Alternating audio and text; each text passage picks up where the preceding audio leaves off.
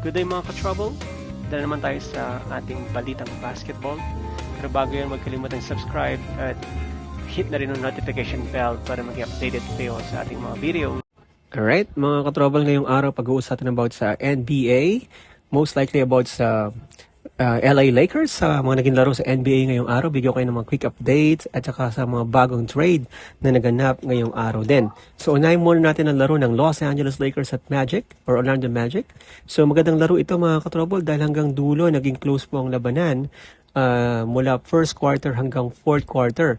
Yung sa first quarter, umiscore ang Lakers ng 29 points at 24 naman sa Orlando. Ito sa pangunguna, of course, ni Anthony Davis at ni D'Angelo Russell. So, pagdating naman ng second quarter, doon umalago ang Orlando Magic by 9 points.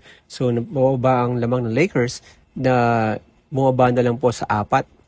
Yan mga ka-trouble. At pagdating sa third quarter, dikit pa rin ang laro pero nakaalago ang Lakers sa score ng 27 points against 22. At sa fourth quarter, lamang pa rin ang Lakers ng 2 puntos doon.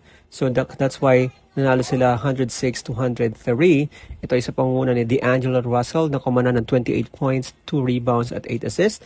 At tinulungan naman siya ni Anthony Davis with 26 points, 19 big rebounds at 5 assists. At si LeBron naman ay tumulong din naman with 19 points, 3 rebounds at 4 assists sa 33 minutes of play. So maganda rin laro ni Austin Reeves, naka-double figure naman siya with 11 points, 3 rebounds and 3 assists. Ang kanilang mga bench players tulad nila Christian Wood kumana ng 9 points and 9 rebounds, so not bad. Gabe Vincent maganda rin ang laro with 9 points and 2 assists. At samantalang si Cam Reddish at Jackson Hayes ay hindi po nakascore. Sa Magic naman, pinangunahan sila ng kanilang superstar na si Franz Wagner with 16 points at 15 naman kay Jalen Suggs, 10 kay Carter at kay Markelle Fultz with 14 points at 17 naman kay Gary Harris. Ang sunod ng mga kalaban ng Lakers, ito namang malakas na LA Clippers. At mamaya sabihin ko po sa inyo bakit po silang malakas na LA Clippers at mas malakas pa ngayon dahil may trade po na nangyari kanina. So ito po yung mangyayari sa November 2, 10 a.m. Ito po ay sa bahay ng Los Angeles Lakers. At ito naman Magic, mga kalaban nila, ito rin Clippers tomorrow. So talagang matindi po mga kalaban ng dalawang team na to dahil Clippers po ang isa sa pinakamatibay na teams. Yun. At ang iba pong mga resulta ng laro, yun, tinalo po ng Nuggets itong Utah Jazz sa score ng 110-102. Sa pangunguna pa rin ni Nikola Jokic. So 4-0 na po ang Nuggets. Yan po mga ka-trouble. At maganda rin laro ng Bucks dahil tinalo nila ang Miami Heat 122-114. At ang Dallas po ay still unbeaten. So sila po ay may 3-0 kartada. Ang talo nila ang wala pang panalong Memphis Grizzlies.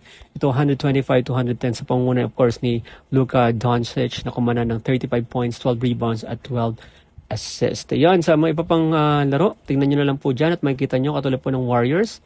Ito po ang Warriors na nalo po kanina. Maganda po ang laro nila at tinalo nila ang New Orleans Pelicans. Tinambakan po nila ng 28 points sa score ng 130-102.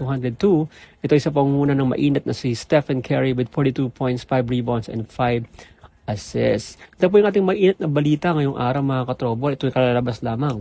Dahil ngayon na-trade na po sa wakas itong si James Harden. Ito po ay sa team ng LA Clippers na matagal pa nating inaantay. Yan po mga ka-trouble. So ayun po, papadala po nito ng Philadelphia 76ers doon po sa LA Clippers kasama si PJ Tucker at saka si Pedrosevic. Yan po. At marami po pong maaaring maging kapalit to dahil mga multiple picks din po. So makakasama po doon si Nicolas Batum, ito pong si Robert Covington, at marami po pong iba na kasama dito po sa naging trade package. So yun po. Ito po ang kumpletong detalye. Pass ko na lang po sa screen po mga ka-trouble. So yun po mabilis ang update natin sa nangyaring araw ngayon sa NBA at panatiling na atutok sa ating channel at maraming salamat po sa suporta. Once again, this is Troubleshoot. I'm out.